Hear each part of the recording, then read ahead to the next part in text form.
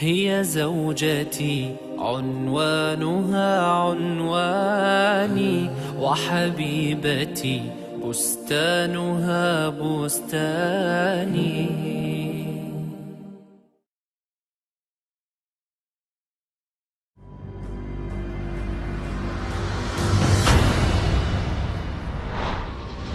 45% to 50% of marriages in the United States end with divorce, while the percent of divorce in Europe is about 35%. What are the reasons for divorce? Maybe the difference in opinions, the lack of psychological and emotional harmony, the harsh treatment from one side to the other. Many men lack the art of dealing with their ladies.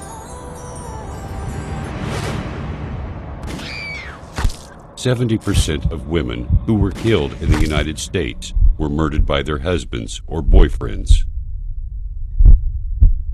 Before the messenger Muhammad, peace be upon him, was sent, the woman, the wife, was not really that much appreciated in different societies. Here, she was burned to death with her dead husband, and there she was locked in a grave. Even in the Arabic tribes where the messenger was sent, she was just inherited like any of his belongings. This is the society back then. This is how people used to think when the messenger Muhammad, peace be upon him, was sent.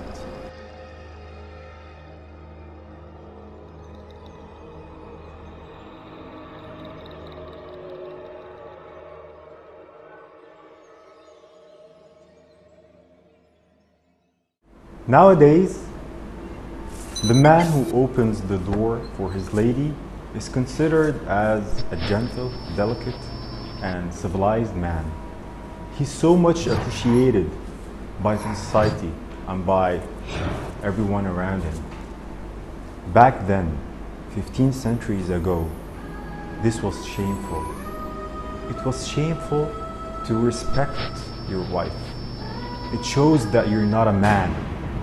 Back then, Prophet Muhammad, peace be upon him, used to lean down on the ground and put his knees for his wife to step on and get on the horse. Imagine, he's decades, centuries, what I say millenniums ahead in human civilization and respect to women and ladies' rights. 20% of pregnant women in the world are subject to violence from their husbands or relatives. 70% of them cannot run away because of their children or lack of income. This madness needs one thing. It needs the teachings of Muhammad. Sayyidah Aisha, the Prophet's wife, narrated that one time some of his companions played with the sticks in the masjid. And she wanted to watch, so he put his hands for her to lean her head on and watch. She said, I attended to keep watching for longer and longer, just to see when will he get bored, when will he get tired and remove his hand. And she said, actually, I lost the interest in watching and he was still there for me.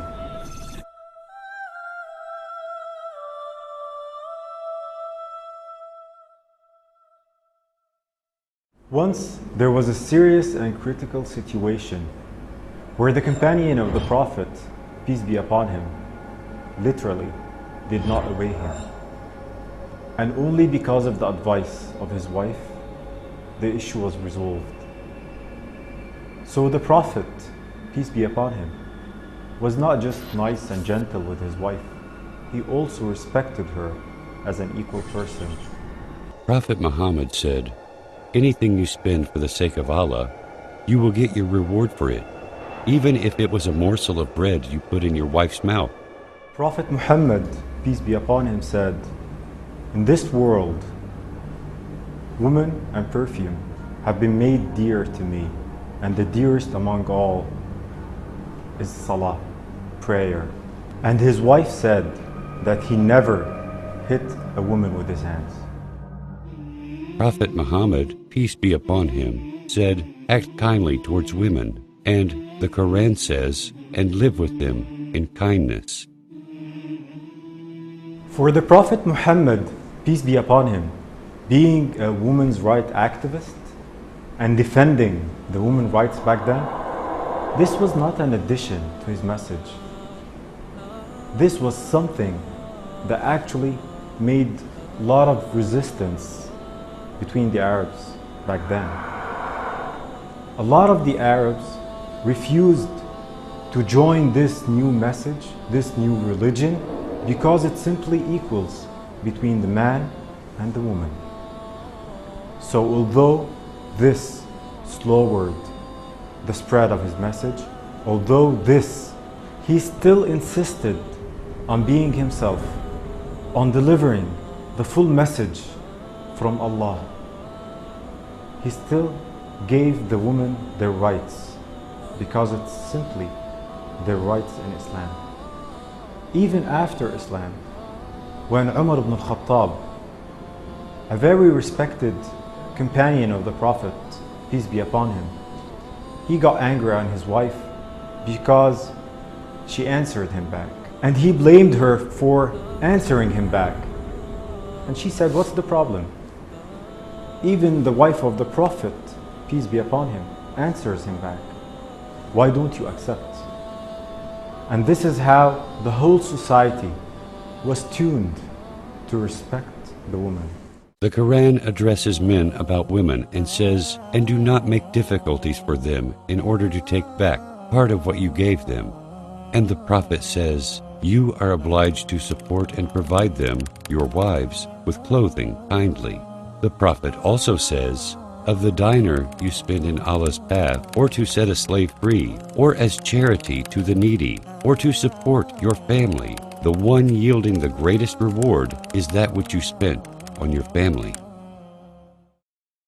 The Prophet Muhammad, peace be upon him, told his companion, teaching them that the best among the believers is indeed the one with the best manners and the one who is most kind and gentle to his wife.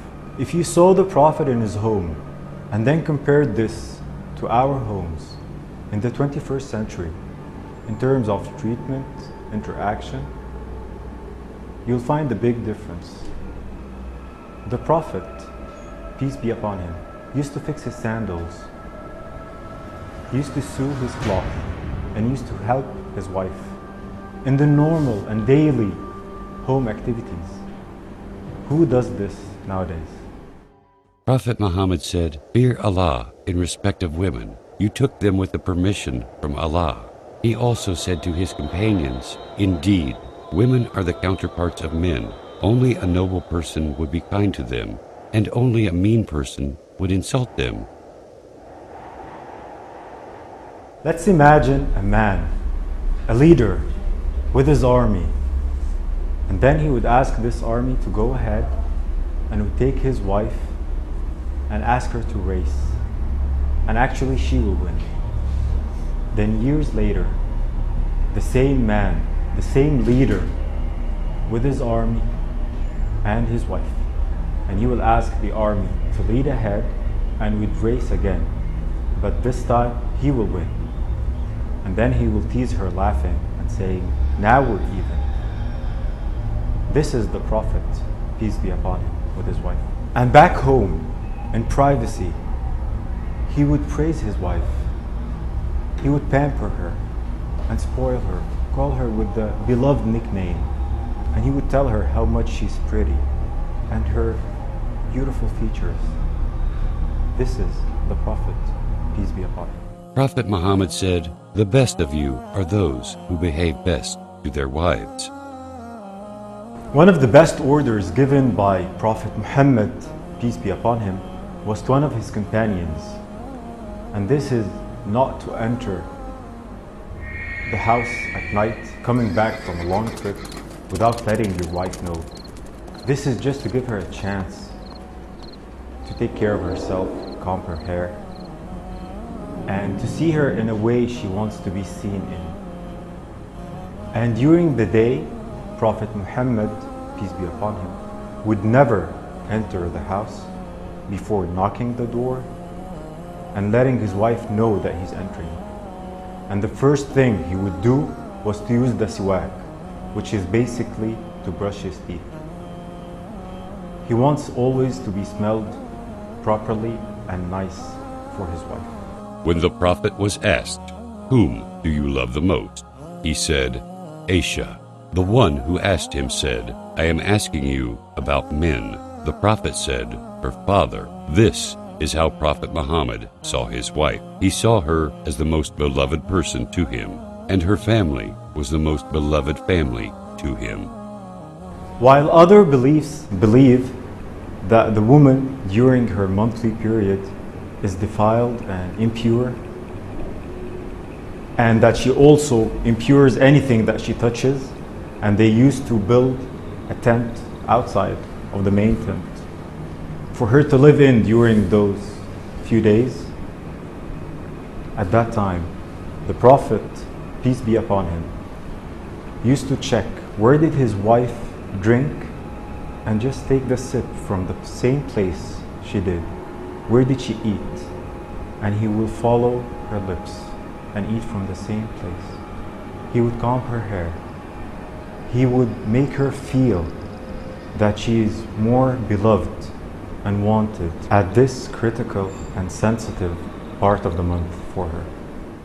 When the Prophet Muhammad was asked about the right of the wife, he said, "Feed her when you get food, give her clothes to wear when you wear clothes, refrain from abusing her, and do not separate from your wife, except within the house." Among all the teachings of the Prophet Muhammad, peace be upon him, before dying, he chose to stress on two things. One is the prayer, the main thing in Islam. And the other was the wife, the woman. He said, act to them kindly. These are the two main things Prophet Muhammad, peace be upon him, chose to stress on before dying. استوصوا بالنساء خيرا.